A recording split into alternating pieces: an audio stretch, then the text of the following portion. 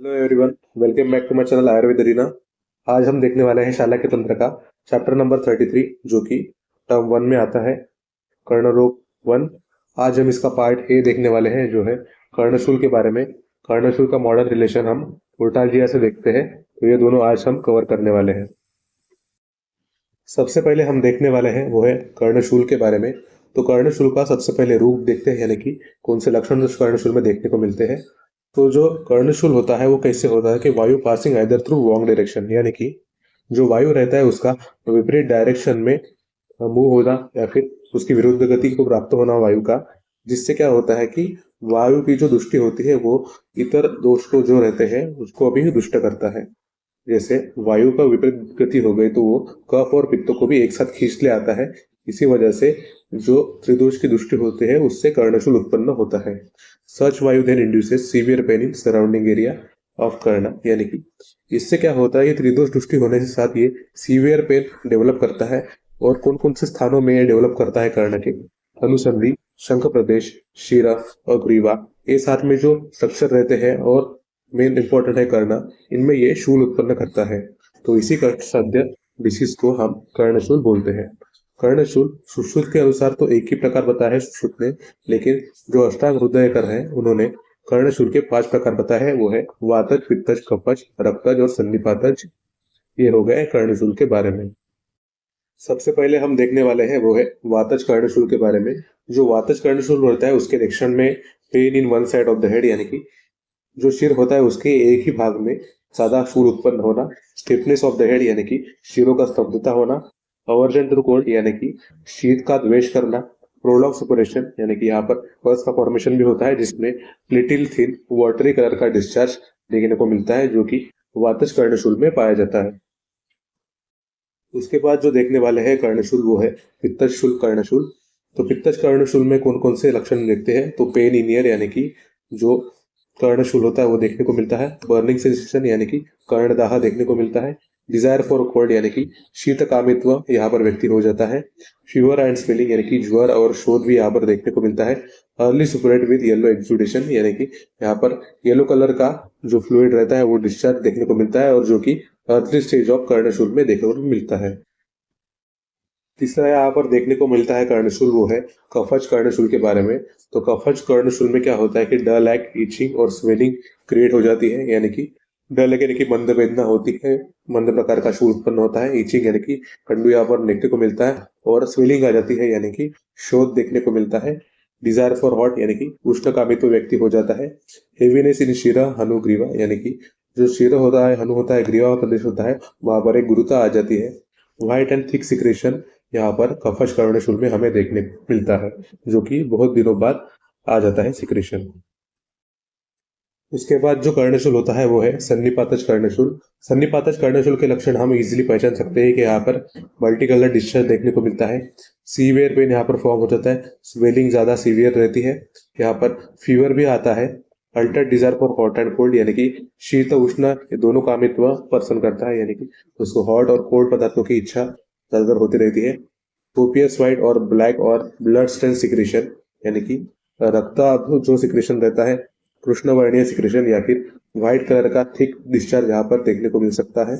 Impairment of hearing यानी कि यहाँ पर बाधिर्य भी आ सकता है कर्णशूल होने के बाद, और ये सन्निपातज जो कर्णशूल होता है वो असाध्य रहता है, इसलिए सन्निपातज कर्णशूल की चिकित्सा हम नहीं करते। उसके बाद जो कर्णशूल होता है वो है रक्तज कर्णशूल। तो रक्तज कर्णशूल किससे होता है कि ये अभिघातज रहता है, यानी कि अगर कर्ण पर आघात हो गया तो हमें रक्तज कर्णशूल देखने को मिलता है।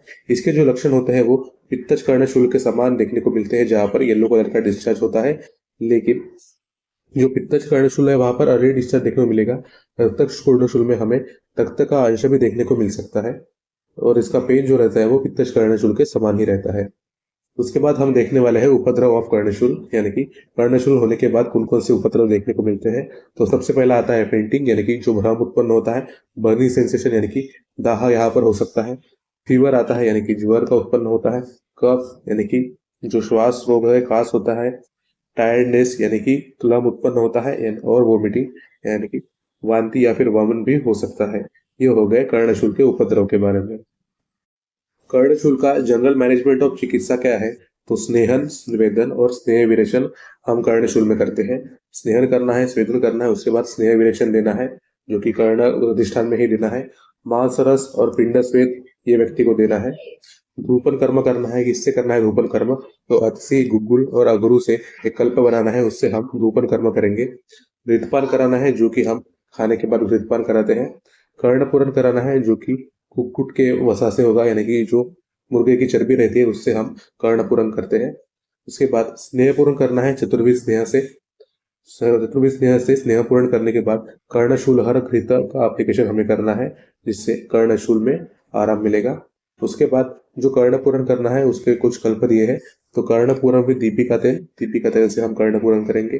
उसके बाद जो कर्णपूरण करना है वो किससे करना है? तो ल्यूकवाम एनी मुद्रा फ्रॉम अष्टमुद्रा, यानी कि जो हम अजामुद्रा लेते हैं यूजुअली, उसको ल्यूकवाम करके कर्णपूरण करना है। कर्णपूरण विद ड्रग ऑफ अम्ल वर्ग, यानी कि अम्ल वर्ग के जो द्रव्य रहते हैं उन पदार्थों से हमें कर्णपूरण करना है। और कर्णपूरण विद कटु तेल, यानी कि जो कटु गुण युक्त सिद्ध तेल रहता है उससे हम कर्णपूरण कर सकते हैं। ये हो गया कर्णशूल की चिकित्सा के बारे में।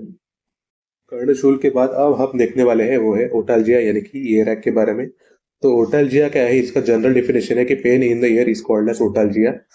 ओटालजिया ये दो प्रकार का रहता है, एक रहता है प्राइमरी ओटालजिया और दूसरा रहता है सेफर्ड ओटालजिया।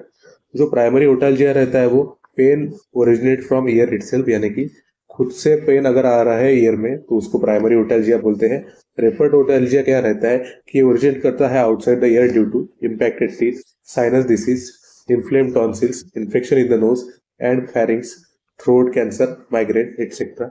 यानी जो रेफर्ड ओटालजिया रहता है वो सेकेंडरी ओटालजिया इसको बोल सकते हैं, जो कि खुद से डेवलप नहीं होता, उसके कुछ कॉजेस रहते हैं, इटियोलॉजी रहते हैं, जैसे कि impacted teeth, sinus diseases, inflamed tonsils, infection in the nose and pharynx, throat cancer और माइग्रेन, जिसकी वजह से ओटालजिया डेवलप होता है। इसको हम रेफर्ड ओटालजिया बोलते हैं। यहाँ पर हम डायग्राम में देख सकते हैं कि जो ओटालजिया रहते हैं वहां पर एक्सटर्नल लेयर और मिडल ईयर ये दो ज्यादा अफेक्टेड रहते हैं, वहां पर ओटालजिया देखने को मिलता है।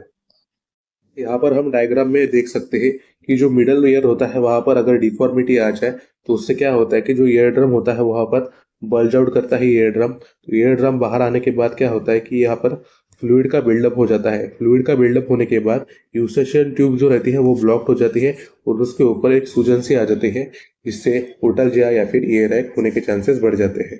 तो ये हो गया है ओटलजिया का। जो मिडल ईयर से हो जाता है ओटलजिया, उसके बारे में ये डायग्राम बताई है। अब हम देखने वाले हैं ओटलजिया के कॉजेस।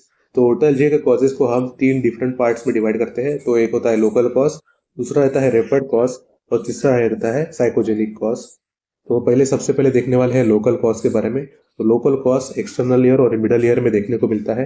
तो जो एक्सटर्नल ईयर में फरंकल जो रहता है, फरंकल क्या होता है? पेनफुल बॉयल रहता है, जो कि इन्फेक्शन होता है हेयर फॉलिकल से, तो वो फरंकल रहता है। दूसरा रहता है इसमें इम्पैक्टेड वैक्स, यानी कि वैक्स का अगर सिक्रेशन वहां पर इकट्ठा हो जाए तो इसको इम्पैक्टेड वैक्स बोलते हैं। उसके बाद आता है ओटिटिस एक्सटर्ना।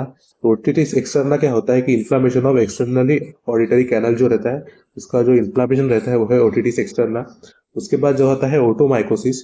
ओटोमाइकोसिस क्या है? तो ये फंगल इन्फेक्शन रहता है जो कि एक्सटर्नल ईयर का जो कैनल रहता है उसमें पाया जाता है। Fungal infection of external ear canal, उसको ओटोमाइकोसिस बोलते हैं। उसके बाद फॉरेन बॉडी अगर वहां पर फंस जाए एक्सटर्नल ईयर में, उससे भी ओटालजिया होता है। उसके बाद जो हर्पिस जोस्टर रहता है उसकी वजह से भी ओटालजिया हो सकता है। उसके बाद हम देखने वाले हैं मिडल ईयर में कौन कौन से कॉजेस देखने को मिलते हैं। तो acute otitis media, otitis media जो कि शॉर्ट टाइम के लिए इन्फ्लामेशन हो जाता है मिडल ईयर का, या फिर इन्फेक्शन अगर हो गया है मिडल ईयर का तो उससे अक्यूट ओटिटिस मीडिया होता है। यूस्टेशियन ट्यूब का ऑब्स्ट्रक्शन, जिसको हमने डायग्राम में देखा था कि जो रहता है वहां पर उसको ऑब्स्ट्रक्शन हो जाता है, और अगर उसकी वॉल बाहर आ गई या फिर उसका स्वेलिंग हो गया तो। उसके बाद आता है मास्टोइडाइटिस। मास्टोइडाइटिस क्या है कि इन्फ्लामेशन और इन्फेक्शन हो जाता है मास्टोइड एयर सेल का, वो मिडल ईयर में होता है, इसलिए उसमें ओटलजिया देखने को मिलता है। ये हो गए लोकल कॉज ओटलजिया के। दूसरा हम देखने वाले हैं रेफर्ड कॉज। तो रेफर्ड कॉज में डिफॉर्मिटी ऑफ द टीथ, यानी कि टीथ की अगर डिफॉर्मिटी हो गई, मतलब वो सीधे तरीके से नहीं है, इधर उधर उसका अगर डेवलपमेंट हो गया, टंग, टॉन्सिल और थ्रोट में अगर डिफॉर्मिटी आ गई या फिर इन्फेक्शन हो गया। टेम्पोरोमैंडिबुलर जॉइंट की पैथोलॉजीज, यानी कि जो ऐसा जॉइंट वहां पर मैंडिबल और टेम्पोरल बोन जुड़ते हैं वहां की अगर पैथोलॉजी में कोई प्रॉब्लम आ गई या फिर डिफॉर्मिटी आ गई तो उससे ओटैल्जिया हो सकता है। ये हो गए रेफर्ड कॉज ऑफ ओटैल्जिया। तीसरा इसमें आता है साइकोजेनिक कॉज, जो कि डिस्कवर नहीं किए जाते कॉजेज, उसको हम साइकोजेनिक कॉज में डालते हैं ओटैल्जिया के। उसके बाद जो रहता है ओटैल्जिया के टाइप्स देखने वाले हैं हम। ओटैल्जिया के टाइप्स दो रहते हैं, एक तो है प्राइमरी ओटैल्जिया, दूसरा है सेकेंडरी ओटैल्जिया। जो प्राइमरी ओटैल्जिया रहता है वो कहाँ पर करता है पेन, तो एक्सटर्नल, मिडल ईयर और इनर ईयर, यहाँ पर जो पेन होता है वो रहता है प्राइमरी ओटैल्जिया। और जो सेकेंडरी ओटैल्जिया रहता है वो क्रैनियल नर्व के इम्पेयरमेंट से होता है। Via cranial nerve like 5, 7, 9, 10, second and third spinal segment, ये सब सेकेंडरी ओटैल्जिया के लिए पॉजिटिव फैक्टर्स होते हैं। अब हम देखने वाले हैं ओटैल्जिया की ट्रीटमेंट। तो ओटैल्जिया की ट्रीटमेंट हम कैसे करते हैं, treat the cause. For example, अगर वहां पर फॉरेन बॉडी आ गई है तो फॉरेन बॉडी का एक्सट्रैक्शन करके हम ओटैल्जिया को ठीक कर सकते हैं। उसके बाद एंटीबायोटिक्स, एंटीबायोटिक्स हमें प्रोवाइड करने हैं, जैसे कि जो अमोक्सिसिलिन होता है उसको हम दे सकते हैं। फंगिसाइड का इस्तेमाल करते हैं, जो कि हम ओटोमाइकोसिस में करते हैं, जो कि फंगल इन्फेक्शन होता है एक्सटर्नल ईयर कैनल का, वहां पर हम फंगिसाइड का इस्तेमाल करते हैं। क्लोट्रामिजोल ये एक फंगिसाइड है, इसका इस्तेमाल हम करेंगे। उसके बाद एंटी इन्फ्लामेटरी ड्रग्स का इस्तेमाल करेंगे। तो हमने देखा था कि ओटिटिस एक्सटर्ना जो रहता है वहां पर इन्फ्लामेशन होता है एक्सटर्नल ऑडिटरी कैनल का, वहां पर हम आइबुप्रोफेन का इस्तेमाल कर सकते हैं ओटैल्जिया को रोकने के लिए। उसके बाद जो देते हैं वो है एंटी हिस्टामिन ड्रग्स, जैसे कि सिट्रिसिन। इसका इस्तेमाल हम जो और जो रहता है हाइपर सेंसिटिव रिएक्शन, वहां पर हम सिट्राजिन का इस्तेमाल करेंगे, जो कि एक एंटी हिस्टामिन ड्रग्स होता है। ये हो गया ओटैल्जिया की ट्रीटमेंट के बारे में। ऐसे ही हमारे चैनल पर बने रहिए। आज के वीडियो में हमने कर्णशूल और ओटैल्जिया दोनों कवर कर लिए हैं। Thank you for watching Ayurveda arena.